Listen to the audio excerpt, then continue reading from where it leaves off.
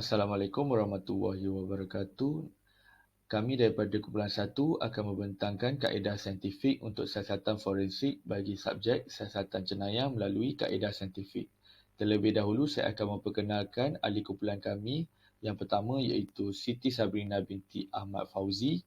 Yang seterusnya Ayu Maisara binti Muhammad Yusof, Nur Ain Nadira binti Abdul Halim, Nurul Syahidah binti Sobri, dan yang terakhir iaitu saya, Raja Syarul Nizam, Raja Abdul Aziz. Maksud penyiasatan forensik adalah tindakan menggunakan sains untuk membuktikan fakta atau bukti yang digunakan untuk perbicaraan atau prosiding berasaskan jenayah. Banyak bidang sains yang berbeza boleh digunakan untuk penyiasatan forensik atau kajian forensik termasuk biologi, perubatan, antropologi dan kejuruteraan. Penyiasatan forensik berfungsi untuk menyelesaikan jenayah, bekerjasama rapat dengan pengawal penguatkuasa, undang-undang dan profesional forensik yang lain. Mereka mengumpul bukti seperti cap jari, cecair badan, tisu manusia, perincian adegan jenayah seperti menggunakan gambar atau lukisan dan menganalisis bukti di makmal. Untuk kajian penyiasatan forensik ini terbagi kepada 4 cabang utama, iaitu yang pertama, forensik DNA, yang kedua, forensik komputer, yang ketiga, forensik entomologi, dan yang terakhir, forensik antropologi. Salah satu kaedah saintifik untuk siasatan forensik adalah analisis forensik DNA. Secara asasnya, analisis ini bertujuan untuk memadankan dua sampel genetik yang berbeza.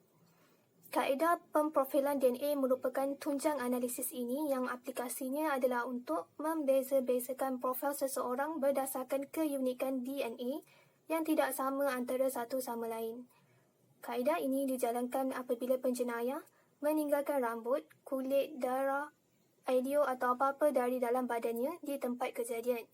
Penyiasat juga akan mengumpul barang-barang yang berkemungkinan disentuh atau dipakai oleh orang yang terlibat dalam jenayah seperti topeng untuk mendapatkan profil DNA. Bukti terbaik berlaku apabila DNA seseorang ditemui di tempat yang tidak sepatutnya. Sebagai contoh, pertimbangkan kes pecah masuk yang berlaku di sebuah kawasan perumahan. Katakan berhampiran titik kemasukan paksa, sebuah topi telah ditemui yang disahkan oleh pemilik rumah, bukan milik mereka. Beberapa helai rambut telah dijumpai dari dalam dan salah satunya mempunyai akar dengan tisu yang melekat. Jadi, perkara ini memungkinkan untuk mendapatkan profil DNA. Maka, profil DNA tersebut akan digunakan untuk mengenal pasti pelaku. Oleh itu, amatlah penting untuk bukti biologi DNA tersebut dikumpul dan dipelihara dengan betul kerana DNA yang tergradasi tidak akan banyak membantu dalam memberikan maklumat yang diingini. Seterusnya, forensik komputer. Matlamat forensik komputer adalah untuk melakukan penyiasatan bersekutu dan mengekalkan rantaian bukti yang didokumentkan bagi mengetahui dengan tepat apa yang berlaku pada peranti komputer dan siapa yang bertanggungjawab ke atasnya. Ia juga untuk memeriksa miliar digital dan secara forensik yang kukuh dengan tujuan bagi mengenal pasti, memelihara, memulihkan, menganalisis dan membentangkan fakta mengenai maklumat tersebut dengan mematuhi garis panduan undang-undang untuk menjadikan maklumat tersebut boleh diterima dalam prosedur undang-undang. Teknik yang digunakan oleh penyiasat forensik. Yang pertama, analisis langsung. Teknik ini digunakan dengan komputer dianalisis dari dalam OS semasa komputer atau peranti sedang berjalan menggunakan alat sistem pada komputer. Yang kedua, steganografi terbalik. Teknik biasa yang digunakan untuk menyembunyikan data di dalam sebarang jenis file digital passage atau aliran data. Yang ketiga, analisis pacuan silang. Teknik ini mengaitkan dan merujuk silang maklumat yang terdapat pada berbilang pemacu komputer untuk mencari, menganalisis dan mengekalkan maklumat yang berkaitan dengan penyiasatan. Yang keempat, forensik stokastik. Penyiasat menganalisis dan membina semula aktiviti digital tanpa menggunakan artifak digital. Dan yang terakhir, pemulihan fail yang dipadamkan. Teknik ini melibatkan pencarian sistem komputer dan memori untuk serpihan fail yang sebahagian dipadam di satu tempat tapi meninggalkan kekesan di tempat yang terusnya. Bagaimana forensik komputer berfungsi? Kebiasaannya, penyiasat forensik akan mengikut prosedur biasa yang di mana ia berbeza-beza mengikut keadaan yang berlaku. Tapi secara umumnya prosedurnya merangkumi 3 langkah iaitu pengumpulan data, analisis dan pembentangan. Bagi pengumpulan data, maklumat yang disimpan mesti dikumpulkan dengan cara yang mengekalkan integritinya yang di mana ia melibatkan pengasingan secara fizikal, peranti yang sedang disiasat untuk memastikan ia tidak boleh tercemar atau dirusak secara tak sengaja. Bagi analisis, penyiasat akan menganalisis salian digital media setoran dalam persekitaran steril untuk mengumpulkan maklumat bagi sesuatu kes. Bagi pembentangan pula, Penyiasat forensik membentangkan penemuan mereka dalam prosedur undang-undang di mana hakim atau juri menggunakannya untuk membantu menentukan keputusan mahkamah. Forensik entomologi adalah satu kaedah saintifik yang digunakan oleh ahli forensik untuk mengenal pasti sama ada kawasan jenayah itu berlaku atau sama ada mangsa telah diberikan bahan terlarang atau untuk mengenal pasti jangka masa kematian bagi seseorang. Antara kaedah yang digunakan dalam forensik entomologi ialah turutan kehadiran serangga. Sebagai contoh, lalat dapat dilihat hingga ke tubuh mangsa selepas 24 jam mangsa berada di tempat kejadian, dan kehadiran serangga ini akan bertambah lebih cepat sekiranya terdapat cecair pada tubuh mangsa seperti darah.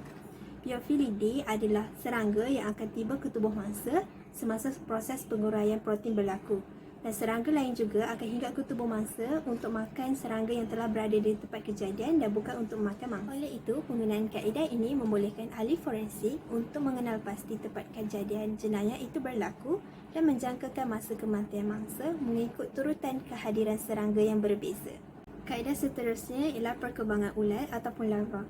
Contoh yang saya sebut sebelum ini iaitu lalat akan hinggap ke tubuh mangsa dan bertelur, dan telur ini akan bertukar menjadi ulat, seterusnya menjadi pupa. Proses perkembangan ini mempunyai julat masa yang tertentu. Oleh itu, ahli forensik dapat menggunakannya untuk menjangkakan masa kematian mangsa. Forensik antropologi merupakan aplikasi antropologi fizikal di dalam penetapan undang-undang yang kebanyakan digunakan untuk pemulihan semula serta identifikasi tulang rangka manusia yang berada dalam proses penguraian. Analisis yang berasaskan forensik antropologi melibatkan penilaian umur, jantina, kedudukan, keturunan dan anggaran keturunan geografi utama sesuatu individu serta menentukan sama ada individu tersebut terjejas oleh trauma atau penyakit akibat kemalangan atau keganasan sebelum atau pada masa kematiannya. Antropologi forensik tidak merangkumi skop pengkajian ke atas tulang manusia di zaman purba dan prasejarah.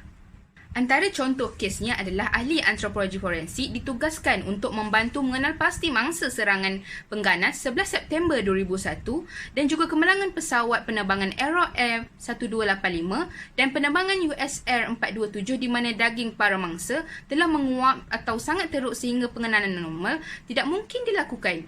Ahli antropologi juga telah membantu mengenal pasti mangsa pembunuhan beramai-ramai di Rwanda dan Srebrenica. Kesimpulannya, penyiasatan forensik ini adalah satu proses yang sangat terperinci dalam mengkaji dan menyiasat sesebuah kes jenayah yang berat.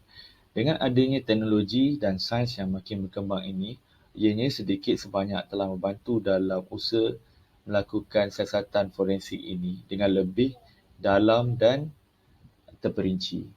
Dan itu sahaja daripada saya dan kumpulan kami. Terima kasih kerana sudi melihat pembentangan ini. Sekian, terima kasih.